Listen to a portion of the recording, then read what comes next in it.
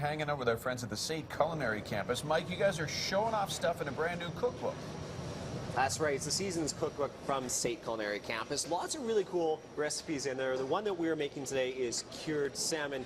Now, the process is happening right now. You can see the salt soaking up, the salt and sugar soaking up all the moisture from the salmon. Now, Chef, I asked you, wouldn't this stink up your fridge? Because you need to leave it there a good 24 hours, if not longer. Yes, yeah. Why does it not stink up your fridge? It should not stink up your fridge because, again, essentially we're starting this process of preservation, right? So again, you're going to get more of the fresh smell from the dill. If you're starting to smell from the fridge, it's because you're using an old piece of salmon.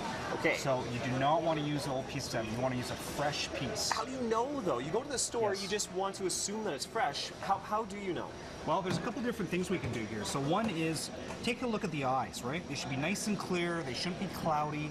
You know, another one is feel the fish, right? You know, another one is feel the fish, right? It should be nice and firm. And then also once you feel it, just have a little smell of your fingers there, just to make sure there's no fish odor coming from that. Smell it smells fresh, right? Absolutely. Good to know. Okay.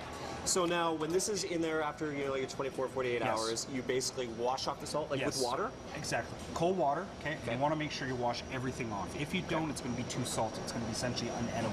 So it's very important to wash that off. Once it's washed off, then you essentially have a beautiful piece of product like this. Now, the key is also to slice this thin. You don't want to cut it too thick, okay? So with this, again, a sharp knife is very important, okay?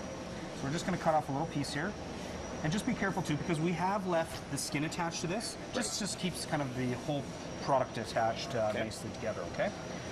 So right here we have 3 nice little pieces of the cured salmon. You can see the beautiful color from that, right? This is again from the sugar and salt. We have a little bit of creme fraiche. Okay. We have a little bit of pickled red onion, so just in equal parts of vinegar, sugar, and water. A couple capers, and then we have a little bit of toasted brioche that's just been done with a little bit of olive oil. So essentially those little bread pieces that you put in olive oil and just bake them? Yeah, exactly. Yeah. 350-degree oven until nice and golden brown.